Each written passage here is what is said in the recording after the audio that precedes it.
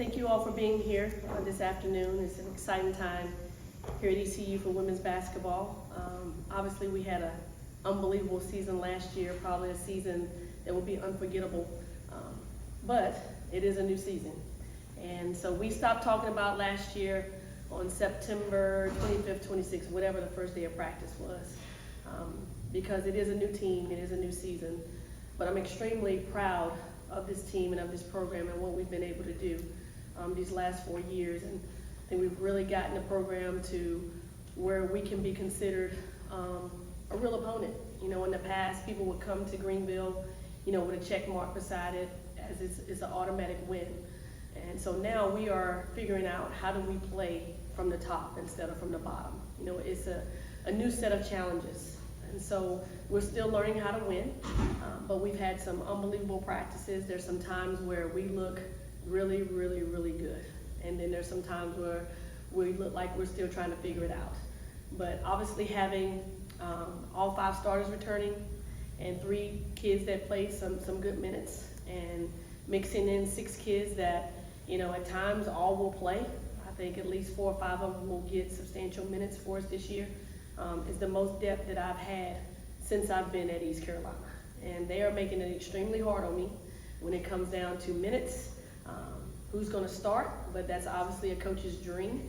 And you know, for me, my goal is to always look down at the stat sheet at the end of the game and have 4 or 5 kids in double figures, and I truly think we can do that this year. You know, last year we depended on Danae and Amaya Joyner heavily for a lot of scoring. I think this year we have kids that can take some of that pressure off of them, but they're still trying to figure out, you know, how do they still get theirs? How do they still, you know, impose their will, you know, on opponents, with understanding that there are other young women on the team, you know, that can do a lot of great things. So, you know, we have an unbelievable schedule this year. And last year we kind of dummied it down a little bit because I felt like we needed to teach these kids how to win. And with this being the best team that we have had thus far, since I've been here, we upped it a little bit, you know, starting off with even our scrimmages. We've got some really tough scrimmages that we're gonna go away. We're not doing any scrimmages at home because I feel like we practice at home all the time. We gotta get used to winning on the road. You know, going to the Bahamas, playing Ohio State, who's gonna be top 10, Seton Hall, who's always extremely scrappy, and then obviously the main one with South Carolina coming here on December 30th. I think it's gonna be a non-conference schedule that's gonna prepare us for our conference that is extremely tough, but also prepare us for postseason play, where I think we kind of fell short last year. Being in that environment and not playing against that type of team and not understanding what it took in order to be competitive in a game like that. So we built our non-conference schedule to get us prepared. So extremely happy, you know, we still doing our practice players of the day. And on any given night, on any given day, I think almost everybody has gotten practice player of the day.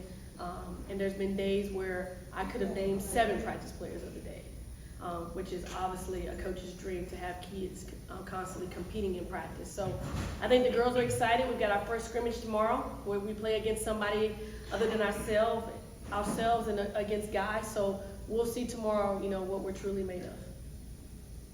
Question?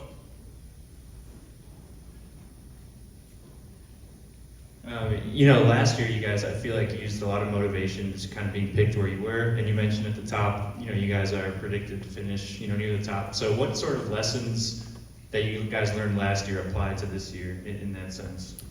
Yeah, so at the end of the season, we had our end of the year meetings, and all the girls were extremely disappointed about how we performed in the NCAA tournament. I think leading up to that week, it was just excited to be there. You know, we're in postseason play, and they did not understand the preparation that it took to be competitive in that type of environment. And for me, I'm all about, you know, you practice the way, you play the way you practice, and it all starts in practice. And we were too up and down in practice last year. Like, we just didn't have enough good practices. So this year, our goal has been to be more consistent in practice. You know, I'm not a believer that when the lights come on, you perform. Like, you gotta train your mind and your body to play a certain way. So that's where we are right now, is stringing together more consistent practices, and we've done that. I mean, there's been times when we've put together, we don't practice any more than 3 days in a row, where we've put 3 good practices together, and that's a huge jump from what we did last year. How has Maya improved her game and also off the court, just maturing? How's her off-season been? Yeah, Maya, when you see her today, you see her body's changed. She looks taller than me, she's stronger. But I think the biggest thing is just her maturity level off the court and on the court. If you would open practice last Saturday, you see she has a different demeanor about her. You know, she's more focused, she's more locked in. She's not allowing, you know, a missed layup or a bad pass to just totally, you know, frustrate her. I had so many people come up to me on Saturday and say, wow, like she's really, really matured. And that's always been my goal for her. We all know she's a talent on the court, you know, but it was getting her to mature, you know, as an individual, I think would really elevate her game. And I think it has done that. She's just a very selfless player. And I think even more this year in practice, she's being too selfless. And so I'm trying to get her to understand, yeah, we have the twins and all that, but I still want her to be her. You know, I want her to impose her will and to score the basketball. So she's still trying to figure that piece out. Last year you were a great defensive team, and you said in your opening statement this year you have more offensive weapons and want to try to integrate that. So how do you this year integrate those offensive weapons while keeping the great defense as you played last year? Yeah, that defense won't change.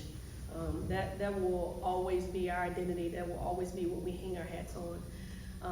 You know, I just feel like the better defense that we have and the more turnovers we're able to force and get out in transition, the better we'll be offensively. We've still put in tremendous efforts in practice on defense. I just think we have more kids that just can naturally score the ball. And so, you know, we talked about having 4 or 5 kids in double figures. I think we can have that. I think on any given night, Danae could lead us in scoring. Mama could lead us in scoring. Micah, one of the twins, anybody can lead us in scoring. And so I think we'll be a much more exciting team to watch on the offensive end of the floor. My goal is to average in the high 70s and still keeping our opponents in the 50s, the mid to low 50s. If we do that, we'll win a lot more games than we'll lose. But nothing changes with us. Our identity will always be defense, and they understand that. You guys played a lot of freshmen last year, and you know they found some success. I guess what effect do you think that'll have for them this year? And also, just do you think you kind of figured out the blueprint for the incoming freshmen? Just kind of see how these sophomores now handle what they did last year. Yeah, I'm never against playing freshmen. You know, I think if our freshmen are able to play, we've done a pretty good job in recruiting. And so definitely the experience that Amaya got and Bobby got last year will definitely help them this year. We have another outstanding freshman class that, you know, is definitely keeping our upperclassmen on their heels because they're pushing them every single day in practice. And, you know, with Karina and Kaya, they bring an element that we haven't had offensively, and that's the ability to shoot the ball. I mean, both of them can shoot the 3 very, very well, so obviously we need that. And then Jade Tillman, she's just a tough, hard-nosed kid that's going to help us on the boards, and Jaden gives us size. So those kids will come in and they'll push for some playing time, and quite frankly, we need them to play. You know, I want depth. I want to be able to sub kids in and out and not lose a lot, and that's what we've been able to do in practice. So you'll see a lot of freshmen on the floor again this year. You seem to be really big on your team getting out in the community. You're at schools and Boys and Girls Club, hospital, whatever. So how does that stuff kind of translate to wins, you know, on and off the court, and why is that so important to you and your program? Yeah, I think it just builds character. You know, we actually left ECU Health this morning, you know, promoting breast cancer awareness. And, you know, at least once a week, once every other week, we're out doing something, whether it's at Elmhurst or, you know, just doing a lot of different things. But it just builds character. You know, our young ladies, they're blessed. And so we want to be able to give back to the Greenville community. We want to be able to give back to Pirate Nation. And whether they want to be or not, they're role models. You know, they're role models for little boys, little girls. Heck, they're role models for older adults as well. So, you know, I want them to be visible. I want them to understand that it's not just about basketball, that we're here to serve this community and to serve Pirate Nation. Coach, today recognized with some preseason accolades, and rightfully so. She's kind of quiet, so can you tell us a little bit about her, the person? Because her play speaks loud, but just a little bit about her and, you know, what you're hoping out of her this year. Yeah, Danae is extremely quiet. You know, she's a humble young lady that, you know, her work ethic hasn't changed. You know, she stayed all summer again, just like she did last year. So she's earned, the preseason player of the year. But, as I tell her every day, it doesn't matter. They're not handing out trophies for that right now. And still at the end of the day, what matters the most is us holding up that big trophy at the end of the year, winning the championship. But she wants it. She understands she has to be a little bit selfless too, so you can see her in practice passing the ball a little bit because she's going to draw a lot of attention. I mean, her and Amaya have a target on their back right now. They're not surprising anybody. And so she's done a really good job utilizing, her teammates and helping her, because the more they can score, the more people can't, double and team her and things of that nature. So she's been a great teammate. It's her second year as a captain, but she leads in more of a, as an example, more than she is vocally. But she's experienced, she understands, and she's had a great summer and a great preseason thus far. Coach, obviously you mentioned it earlier, with the group of 18 to 23-year-olds, they're going to be so focused on getting back to the tournament. What kind of a challenge is it for you as a coach to kind of keep the focus on those little goals incrementally as you lead up to the postseason? Yeah, well, this is, the first time I've been here that we can actually talk about a championship. That is actually realistic. So we do talk about it. We want to have championship practices, but obviously we know we got to take one game at a time. And the next most important game is the game that we have tomorrow, our scrimmage, and then next Sunday our next scrimmage, and then Elon is our opener. We want to have a really, really good preseason again like we did last year. I think we had 10 wins on the road all last year, which was extremely hard to do, to win on the road, but. For me, it's about winning the day in practice, and so that's really where it starts with our practice and what little goals we have set for the day in practice. I'm a goal-driven person, so we have daily goals that we want to accomplish, and I think that kind of keeps you, really, really focused, on the big picture. We always say if we can dominate the little things, big things will happen, and so they've done a really good job of stringing together more consistent practices. So as they are, I'm ready to go play somebody else, so we can see truly, where we are tomorrow, be great film work after that, and really see what works and what doesn't work. How you doing, Coach? As far as the crowds last year were amazing, especially down the stretch. How do you build from that great response from Pirate Nation from the end of the year, plus the viewing party that was awesome right here at the club level? Yeah, I think the community, getting out in the community definitely helps that, because I think when people feel like they have a personal relationship or they know our players, they want to come out and they want to support them. So that's another reason why we get out in the community. But I'm hoping that we can pick up where we left off. I mean, you think about those last games at home, the crowds were great, especially against Houston. To hear the ECU chants, to hear the purple and gold, that really helps us. That to have that crowd behind you, it gives you motivation, it gets you excited.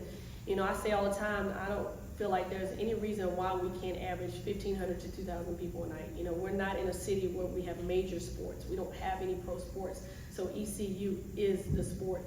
And so I just feel like, we should be able to have that. I'm hoping we do. I mean, we are an exciting brand of basketball.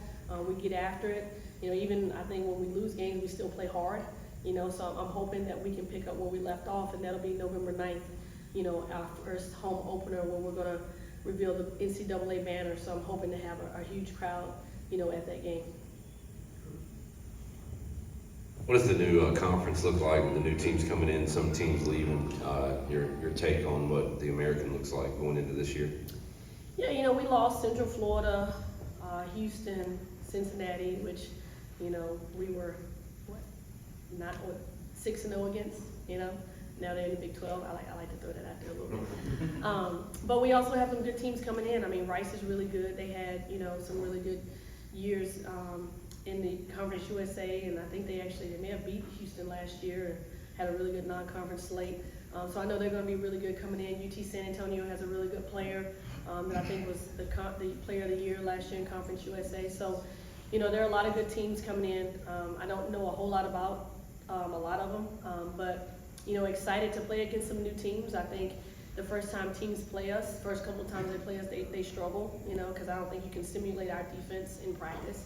But I always say this, I think our league doesn't get enough credit for how good we really are. I think South Florida is always going to be good. Memphis is going to be good. Tulsa brings a different brand. SMU is going to be really good again this year. So it's going to be competitive, and every night we're going to have to bring it, whether we're at home or whether we're on the road, we're going to have to bring our best brand of basketball for one, we're up here now, we're not down here, you know, so people are gonna give us their best shot they've got every single night.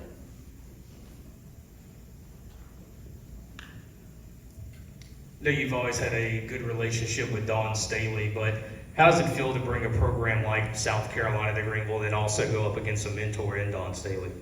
Yeah, you know, I've always looked up to Dawn. Obviously, played at the University of Virginia. I'm from Virginia, point guard, small point guard. You know, a lot of similarities. She's better than I was and has a lot more championships than I do. But she's just done remarkable things for women's basketball. Just built it, and you know, I think without her, women's basketball wouldn't be where it is today. So to be able to bring her into Minji's and play her team, which is going to be another unbelievable team. I just think it's great for our program. I think it's great for Pirate Nation. I think it's great for Greenville. And that's what you come to college for, you know, to play against some of the best competition in the country. And that's what we'll be doing. And it'll be fun, you know, and hell, who knows, we may shock the world. You know, that's the plan, that's the goal, you know, to come in and to not to just play, but to win a game. And, you know, I think on some days, I'll be honest with you guys, we look like a top 25 team. You know, I've been a part of top 25 teams, and when Amaya and the twins and Danae and Micah got it going on, you know, I just think we have, you know, some of the best players in those positions in our league. And so we're going to be excited to play.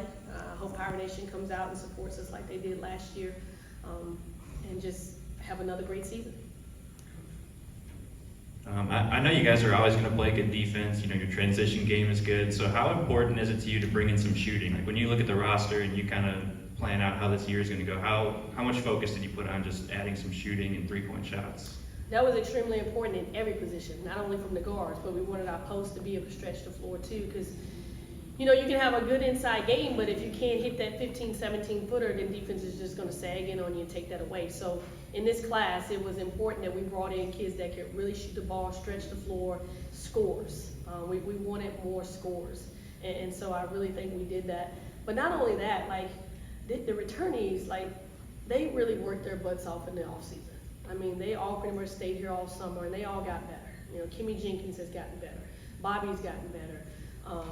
Every return, Morgan's gotten better. Like, everybody has gotten better. So when that happens, that just elevates your team. You know, I'm looking at our scrimmage last year against Elon. I'm looking at our game last year against Wake Forest, which was 2 games into the season. We're better right now than we were then.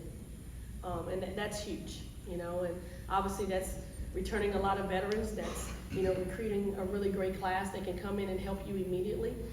So just, you know, extremely thankful for my staff because they put tireless efforts into, you know, player development. And at this level, like, you got to make players better. Like, every single year they got to get better, and every single year our players have gotten better. This is 2 years in a row we've gotten the most improved player with Tania Thompson and then Danae Mcneill this past year. So that just tells you the work that my staff is putting in to make these kids better, but also credit the young ladies for coming in and wanting to get better. I mean, they could go home in the summer and go to the beach and lay out, but they chose to stay here because they know we're not finished and they want more. They got a taste of it and they want more. Coach Schwartz has talked about building the men's program building it into a program, not a roster every year. And in today's world of college basketball, that's something that you've done as well over the past 2 years. And how much does it say about this group, as you said, for them to come back, especially with the transfer portal era? Yeah, especially Micah and Danae, you know, who are grad kids that could have made a third, you know, went to a third school, but decided to stay at East Carolina. I think that just shows, you know, their loyalty. I think that also shows that they feel like they got a chance to run it back and win it again. You know, I've said, even when the transfer portal came into existence, I told my staff, like, I don't want to live on a transfer portal. I think it's a quick fix. I want to recruit high school kids because I think I'm all about relationships. So when you're recruiting a kid a year or 2 years, you really, really build those relationships. And I think that's how you build a program. Yes, we do have some kids on our roster from the portal, but everyone besides Micah, we recruited them out of high school. You know, I recruited Kimmy out of high school. She chose to go to Georgia. We recruited the twins out of high school when they chose to stay at home in Florida. So there was already a previous relationship there, and we already knew them. You know, as far as Micah, I think, you know, for me that was a blessing. You know, Micah is the type of point guard that I've always wanted, and she has set the tone and the model for my staff that when you go out and find a point guard, that's what I want it to look like. You know, so we got extremely lucky and I'm extremely grateful that she chose to come to East Carolina. But for us to keep those kids intact, you know, it says a lot. It says a lot about their loyalty. It says a lot about our culture. Take one more.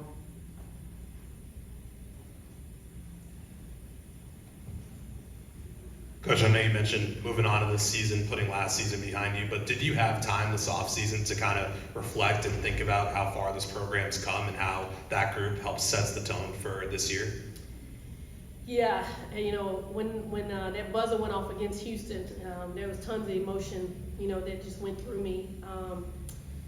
Just how far we've come, just everything, all the adversity we've dealt with, you know, over the last 3 years, and just, you know, just being grateful to some of the young ladies that hung in there, Sania Johnson, you know, that has been through it all, Morgan Mosley that has been through it all, the bad, the good, the bad, and the ugly, you know, for them to stick with us, and, you know, where they could have chose to go elsewhere, as, you know, some kids did because they wanted to go somewhere to win.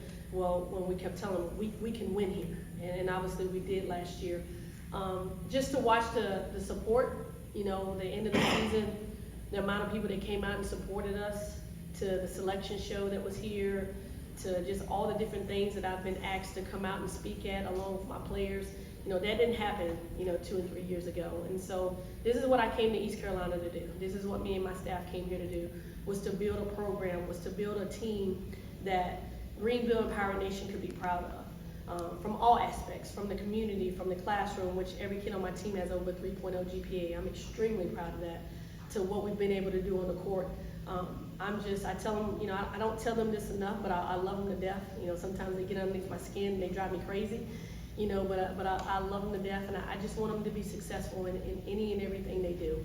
And there are days when I know they can't stand me because I'm extremely hard on them, but I want them to achieve all of their goals, and I don't want them to take any shortcuts. And so, you know, my goal is for when they leave East Carolina, that they leave better than what they started, and that they, you know, reach all their goals, and that we're able to put them in front of people that can help them be successful life after basketball.